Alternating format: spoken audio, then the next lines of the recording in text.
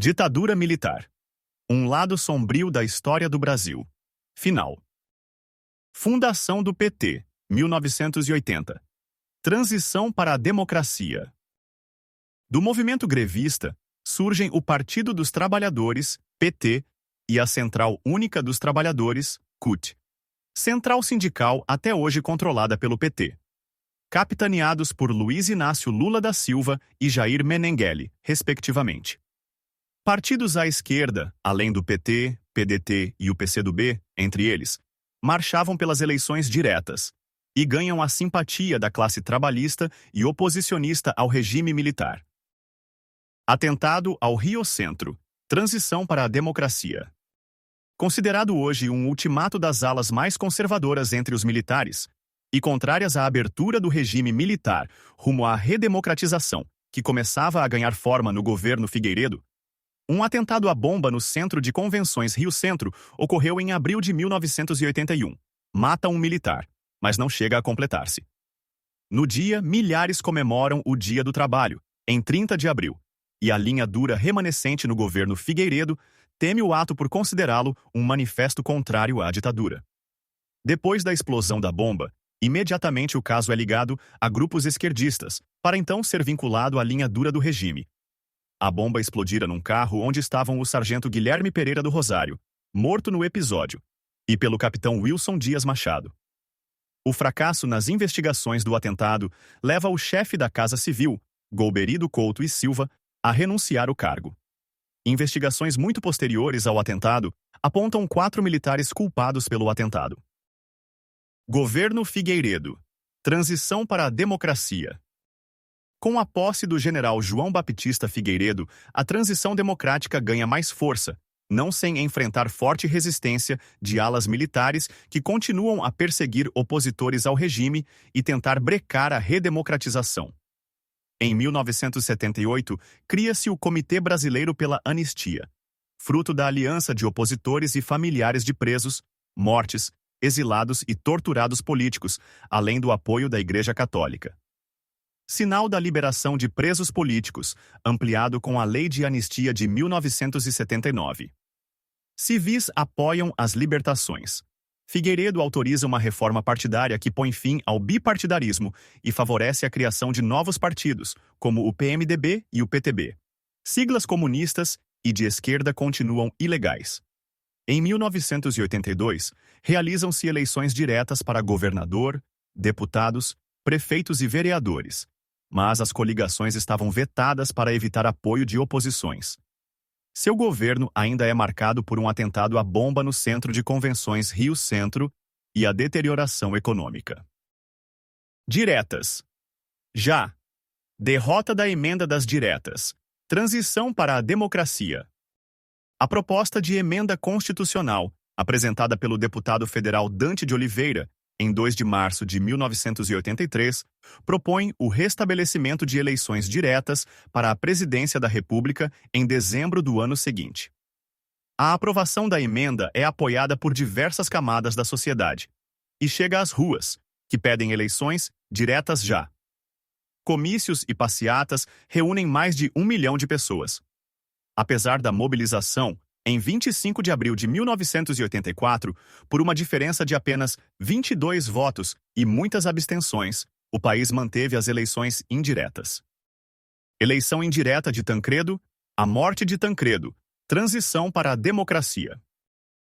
Após a derrota da emenda Dante de Oliveira, Tancredo Neves consegue algo inédito na história recente do país: lançar-se candidato por uma coligação de partidos de oposição reunidos na Aliança Democrática, tendo como vice o senador José Sarney, da Frente Liberal. Ele sai vitorioso da eleição indireta feita pelo Colégio Eleitoral em 15 de janeiro de 1985, vencendo o candidato governista Paulo Maluf. Contudo, na véspera da posse, em 14 de março de 1985, é internado em estado grave. O que era uma suspeita de apendicite mostrou-se muito mais grave, e Tancredo morreu na noite de 21 de abril, vítima de diverticulite. Na manhã do dia 22, Sarney é confirmado como o novo presidente do país. Sarney e o primeiro governo civil. Transição para a democracia. José Sarney é o primeiro presidente civil a assumir o cargo desde 1964. Seu governo é marcado por dois grandes objetivos: reconstruir a democracia e enfrentar a crise inflacionária. Institui a Assembleia Constituinte, lançando o Plano Cruzado. O pacote econômico determina o tabelamento de preços, mas acaba vencido pela euforia do consumo poucos meses depois de entrar em vigor. A crise agrava-se e Sarney decreta moratória da dívida externa. Ao longo do mandato, outros planos tentam recuperar sem sucesso a economia brasileira. Em 1989, ocorrem as primeiras eleições diretas para presidente desde 1960. O povo elege Fernando Collor de Mello. Encerra-se, oficialmente, o período de transição rumo à democracia. Igreja denuncia tortura no período militar. Transição para a democracia. Em 1985, o livro Brasil nunca mais é lançado, e nele tornam-se públicas descobertas feitas da análise de 700 processos políticos que tramitaram pela Justiça Militar, entre abril de 1964 e março de 1979. O processo para seu lançamento começara anos antes, quando a advogada N. Raimundo Moreira teve a ideia de copiar processos relacionados a presos políticos. O intuito era garantir que o registro continuasse a existir, mesmo que os originais desaparecessem durante o processo de redemocratização. A ideia é levada pelo reverendo da Igreja Presbiteriana, Jaime Wright, e ao cardeal da Igreja Católica, Dom Paulo Evaristo Arnes, que conseguem financiamento do Conselho Mundial de Igrejas, CMI. Aproximadamente, com 6 anos de trabalho em sigilo, a tarefa é finalizada.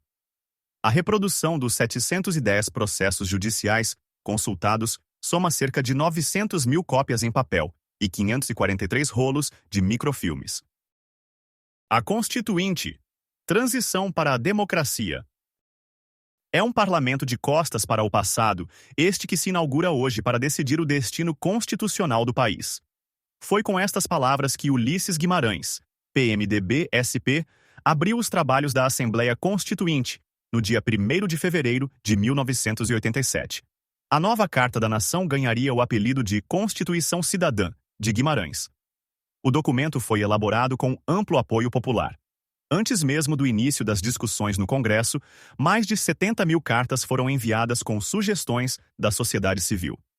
Sindicatos faziam greves por questões constituintes, cidadãos discursavam em audiências públicas e mais de uma centena de propostas de emendas foram levadas ao Congresso, com mais de 1 milhão de assinaturas. Nos meses de discussão, calcula-se que 5,4 milhões de pessoas circularam livremente pelo Congresso, fazendo pressão. Após 19 meses de trabalho, os 559 parlamentares, senadores e deputados com votos de mesmo valor, conseguiram atingir maioria absoluta. Em 5 de outubro de 1988, a Carta foi promulgada. O Brasil rompia de vez com a Constituição de 1967 e o regime militar. Gostou desse vídeo? Curta e se inscreva no canal. Em breve contaremos a história da AIDS no Brasil.